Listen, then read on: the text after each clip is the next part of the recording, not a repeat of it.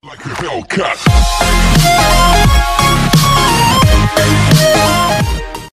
Alright, what is going on, guys, and welcome back to another Outlast the Murkoff account video. Now, in today's video, we will be reading the second, comic of the series. So, without further ado, let's get right into this. So, in the front, we got, Chris in the background, and, Pauline, and, is that Jeremy? That kind of looks like Jeremy. It might be Jeremy. But again, this part, is at the beginning of, the last one. It's going to be at the beginning of every one, I think. So, if you haven't read it yet, read it now. And without further ado, let's get right into this. So, page 1. We need to operate. The infection in that eye is remarkably aggressive. If we don't address it immediately, he could lose his vision and likely some brain function.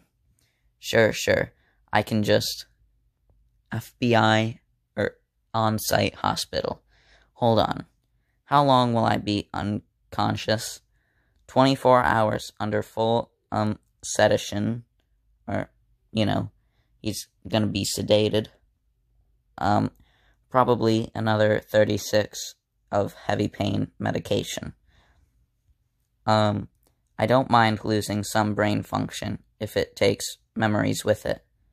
But first, I finish my story. MURKOFF Rehabilitation Center. Nothing left but gristle and bone. I hope you enjoyed it. We were under the impression you were going to tell us about Wayland Park, how he got to Peacock. Simon Peacock, of course. Can I ask, how high is your security clearance?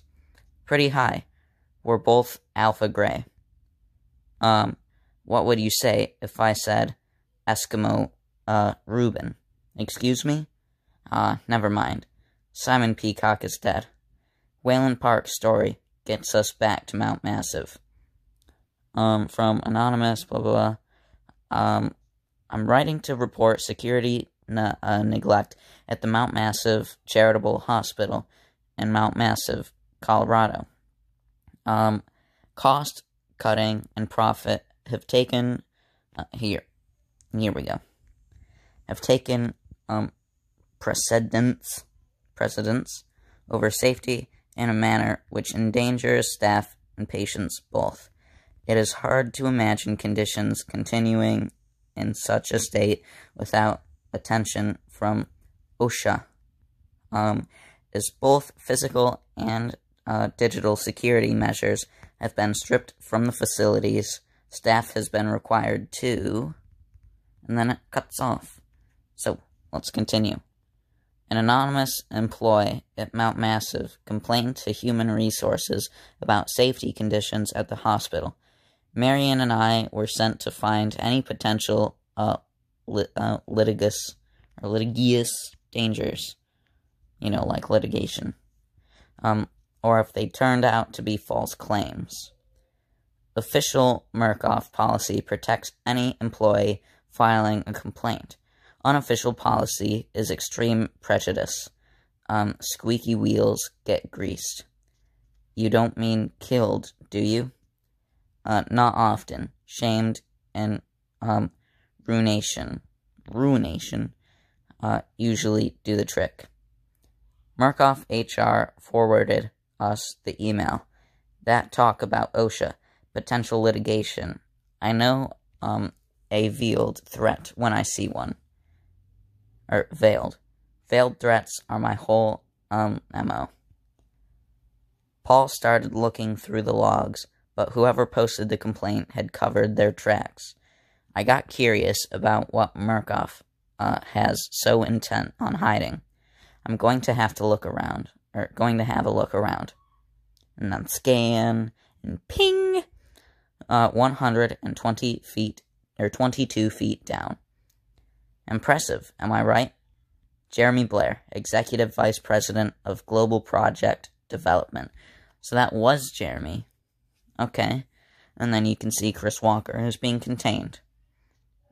Because he was submitted to the morphogenic engine, but I don't think he ever got there. Although, maybe he did, because if you read the patient reports, him and Billy are similar, and we know that Billy did the morphogenic engine, so that means Chris had to do the morphogenic engine as well to get similar results and stuff. And you're Pauline Glick, Insurance Mitigation Department. I don't remember us being introduced. I try to stay well informed. You all have been doing some interesting work here. When we dropped this guy off 2 months ago, he was human. Yes, human, not so precise a term as it used to be. Where's your partner? He doesn't have the clearance to be down here. You're gonna want to make sure he understands then how important it is we weed out any employees who aren't, just relax, Billy. True believers. See anything interesting? Normal hospital stuff. Let's hunt. I say we start with IT. Thank you, Waylon. I'll let you know as soon as we're done. Thanks for taking the time, Miss Haas, I think. How soon are you expecting? Jeebus, Glick, you never ask.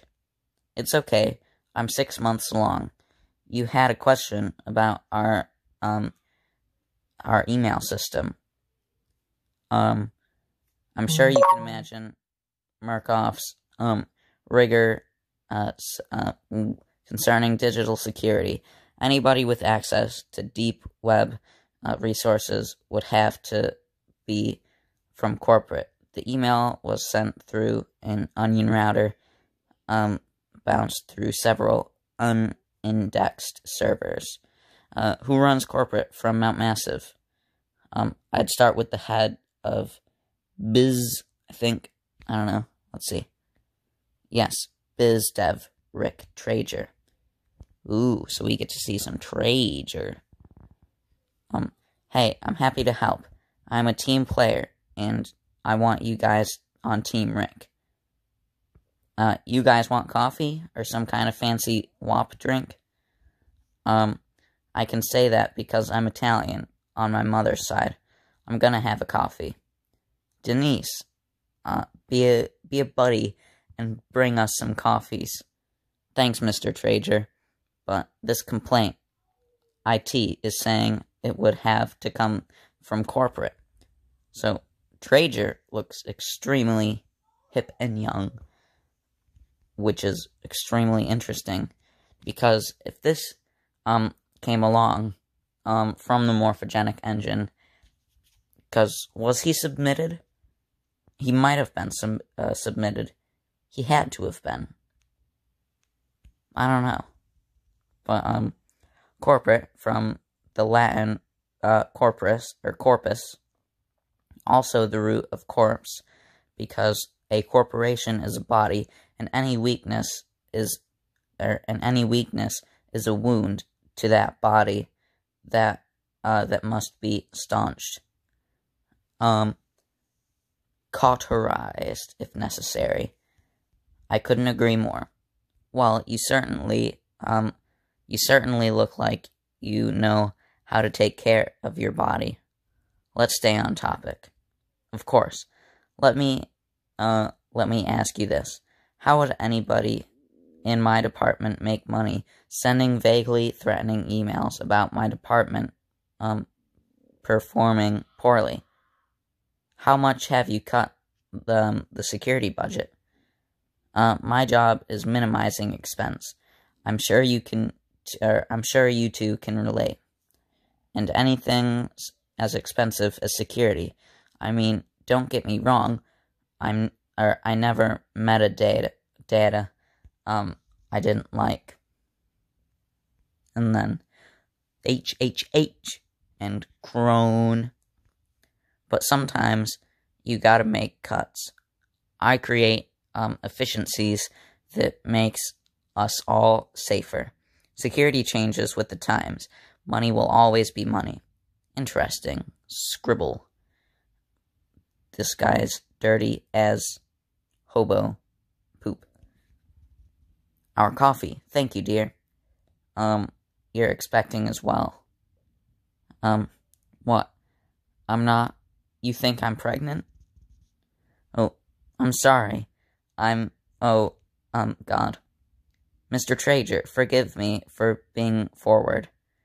But I've never been to this part of Colorado before, and I'd love somebody to show me around. You're saying you would have dinner with me tonight? Oh, shoot.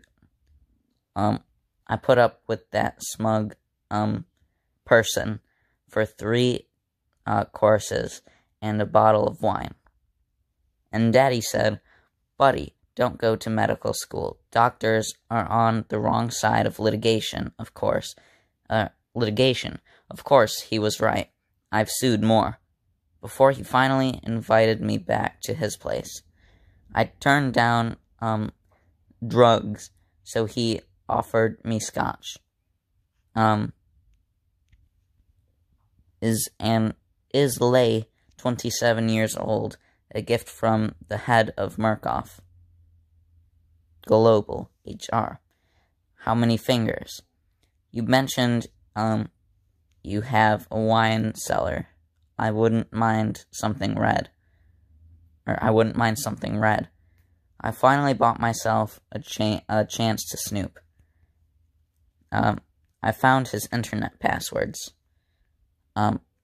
A stuff stash, his dirty magazines, and a pamphlet for an abortion clinic. A Chateau, Gibur, 1958, I think. Old Rick delivers every time. Can I ask if you have a girlfriend? I'm afraid not. I'm a team of one, as they say. 20 minutes go by, and he never makes a move. I think he was getting off just hearing himself talk. And then I recognized that bitter undertaste. Son of a gun. You want to finish my drink for me, honey? Ooh, no, that's not good. Rafi, I don't know. Really? I needed a win. Drink it, or lose your stuff. I don't care. Whack. Now sleep. What is it, Dad? Ring, ring. My partner calling. Hold on. I need you to pick me up. He roofied me. Holy crap, are you okay? I'm gonna be. I'm great. And that, pee-pee's sleeping, and don't worry about him. I found this abortion clinic pamphlet, so let's, go talk to the pregnant lady. I'll tell you all about it in the car. Ding dong, ding dong, ding dong. Bing bong, wing bong, wing bong. You're the leak, aren't you? The baby is Trager's. He said he'd have me fired if I didn't get rid of it. And if I tell anybody at MURKOFF what he's doing, I'm breaking my non-disclosure agreement. So if I get fired, I don't have any savings. I can't afford a baby if I don't have this job. I needed some way he would get fired or transferred. I figured, fire everybody, make it clean, but Marion always, was a cream puff. He worked out, a severance package for Michelle in exchange for her silence. Her assistant, Wayland Park, temporarily took her position. We all, know how that worked out. She told them everything. Human Resources shredded all records. Destroyed all her security clearances. Snip. She was done at MURKOFF, which I'd count as a blessing, and she still had her baby. Lying poopies. Both of them. Slam. You're too late, Rick. They know everything. You can't prove anything. You can't. You don't have proof. And then, he stabbed her with scissors. And then Pauline, gets him in a chokehold. Og. Or is that Paul? That might be Paul. I think that's Paul. I think Rick bit Paul. Oh no, and he stabbed... I think he stabbed Paul in the leg, or stabbed himself in the leg. I don't know. Stab, slam. He shredded. Oh! Slap, shred, were. So that's why, he was sort of bald, because his hair was shredded. And then he was submitted to the morphogenic engine. Yeah. I think it's good to find small moments of pleasure in your work. What about the baby? Yeah, there's the rub. We got her stabilized and took her to a real hospital. Denver Hospital. She's not pregnant. She never was. It was a psychosomatic pregnancy, and she wasn't the only one. 1 in 3 women at Mount Massive facility were expecting phantom symptoms of pregnancy, a side effect of the experiments in the basement. It's obviously a huge litigation risk. Every woman in the facility would have grounded for a multi-million-dollar suit. We have to shut it down until... Let me interrupt you. Eskimo Reuben. What? Could you excuse us, Marion? We have to discuss something about your clearance. Once Paul was gone, Jeremy Blair showed me the projected profits of Project Walrider. It was mind-boggling. Phenomenal. All female employees were assigned to other facilities. The experiments continued. I was the last woman in the building. There was one last thing I had to see before I left. It's not my fault. Don't put me in. You can't. I'm a Murkoff executive. I'm one of you, please. I'm not a bad guy. It's not my fault. And yeah, that's Trager, I think. Of course it's not your fault, Rick. You're not evil. You're sick, and we're going to make you better. No. You're very good at your job. Thank you. Have a drink with me tonight? No. I don't eat where I hunt. And Book 2. To be continued in Part 3. So, obviously, I'm definitely getting better at reading, because this one was quicker than the last one. So, anyway, if you guys enjoyed, please leave a like, comment, and subscribe down below, and I will see you in the next video. Peace out.